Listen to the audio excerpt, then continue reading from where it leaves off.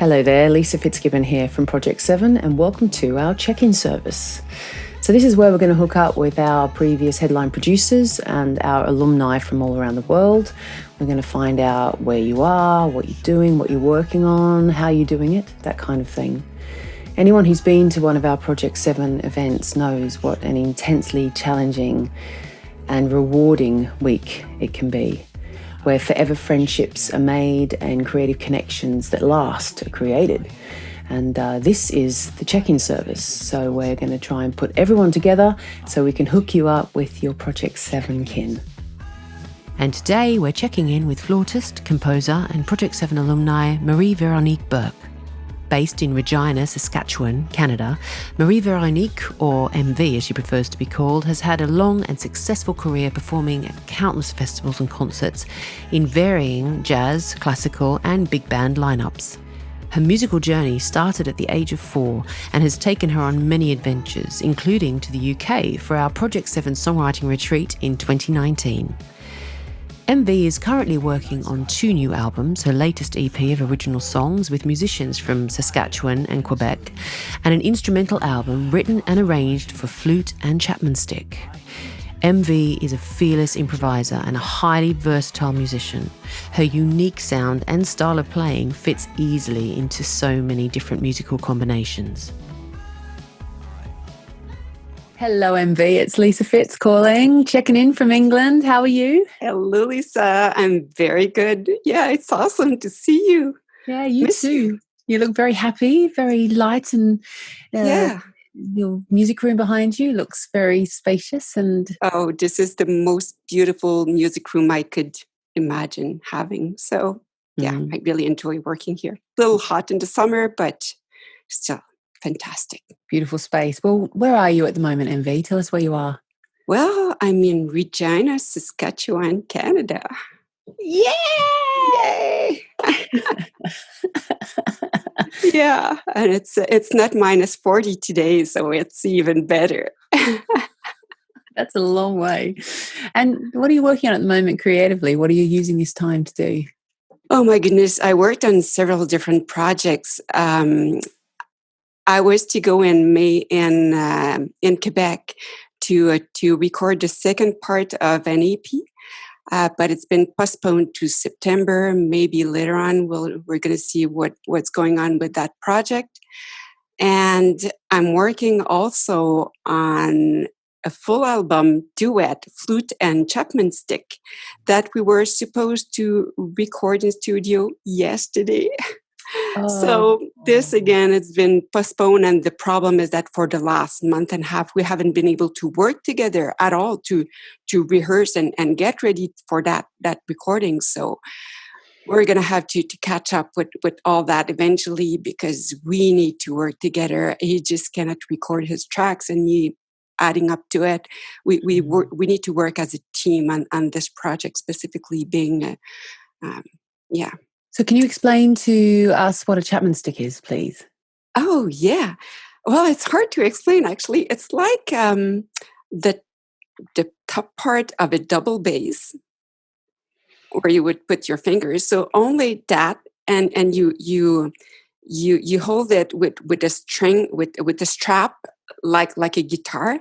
It's held almost in the vertical position, and it has 10 strings.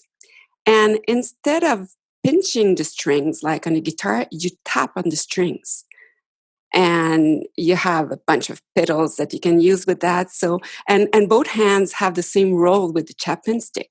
So that's very interesting to see all the texture, all the different sounds.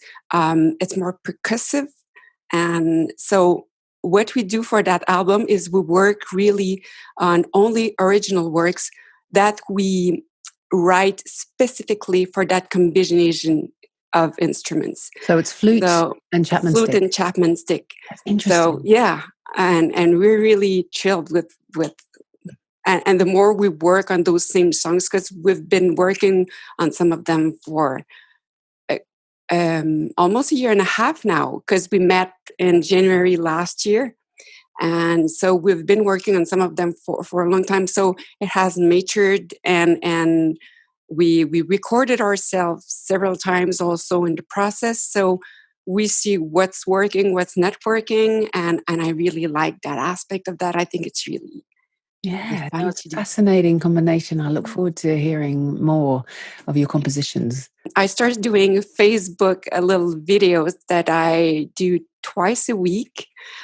3 songs every time on a different theme. I do a lot of research to find, first of all, different songs and some that I've done, but a lot of new songs that I haven't done, and work with backing tracks. And first of all, find backing tracks that I would like and would be interesting using. So I need to work also on my creativity and working with those tracks. What can I do with them? So it's different challenge. But it's a really good Yeah. use of this time and your creative output because you get to give people pleasure. You're putting things out to the Yes. world.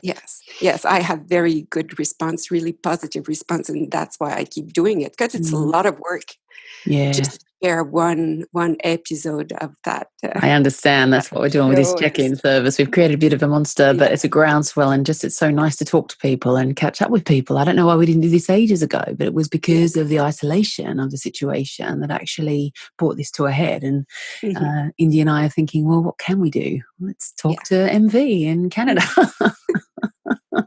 Yeah, that's how it works. Yeah. So what's your ideal songwriting setup? You've got your music studio behind you.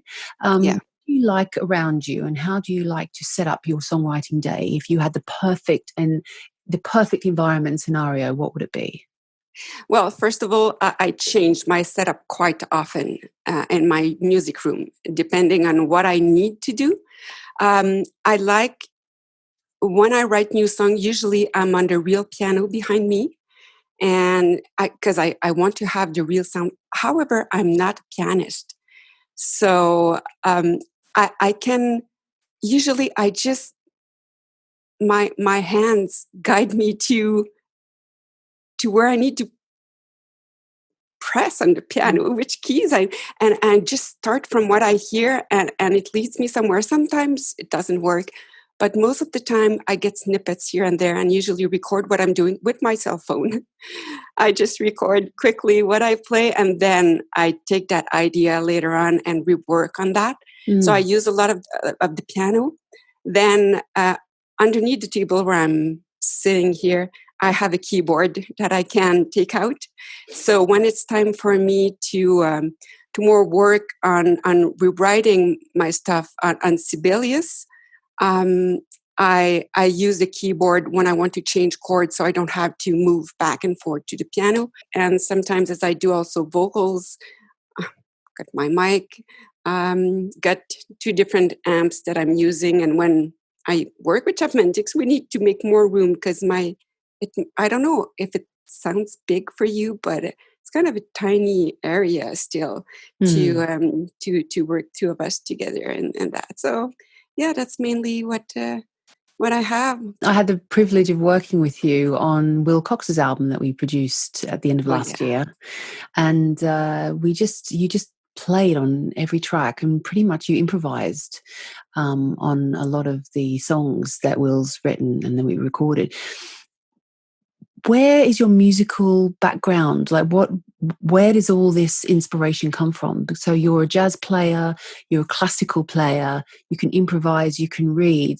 Explain to us how that all fits into you with who you are. Well, I have a very diverse background in terms of music. Yeah, I was born and raised in Quebec, means that where I started with classical music. But at the same time, um, my mom sang to us, and I heard a lot of more um, traditional um, French Canadian music. So, which is kind of a little bit like Irish music that I relate to. So I really feel that type of music, and I never took any lessons in that area, but it's more spontaneous for me. It's like inside me, I groove with it, even though I'm not Irish. Yeah, I feel that groove. Also, I've been part of a world music group here in Regina, Saskatchewan for about a year and a half. So we did that, opened up my mind to different sounds, and I worked also on different flutes. So I have few Indian flutes, I have a Turkish flute, I have I have maybe 20 flutes at home. Piccolo as well. You play piccolo? Yeah, I play piccolo as well. I've been in a marching band also with the military, with the RCMP, so I did that type of music as well. I played also in a blues band in Regina, with Jeff Murtick band, and doing more rock songs.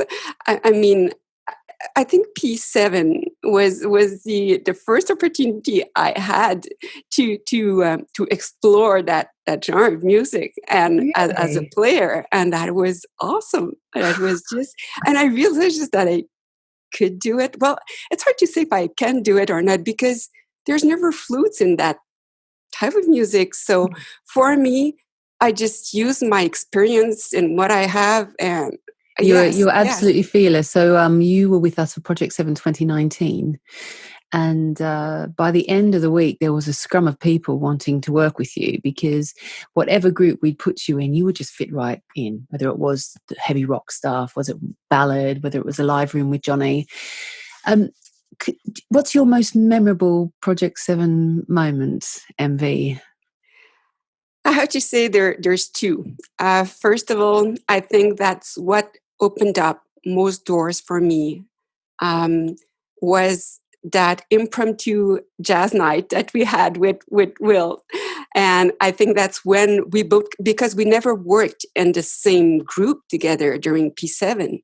Okay. And that was just to realize that we were just feeling each other, how to create together, and that led to that beautiful album, and working with so many wonderful artists also. So that, I think that was the key for me, and also performing live a song that you just learned in the day is nerve-wracking. It's really for me to be able to remember the form of that song, because I usually like to have little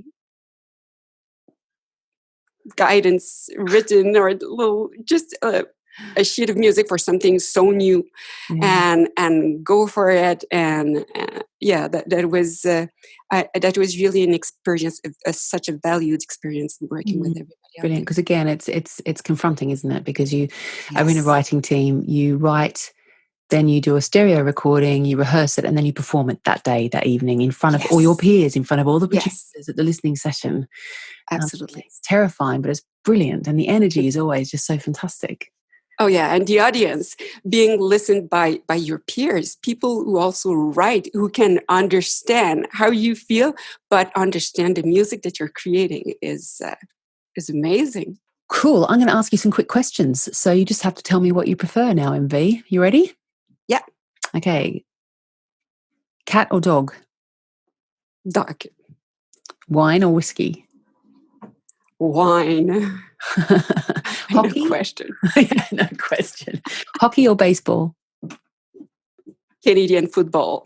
Canadian football. Okay, sorry, excuse my ignorance. Okay, Stones or Beatles? Beatles.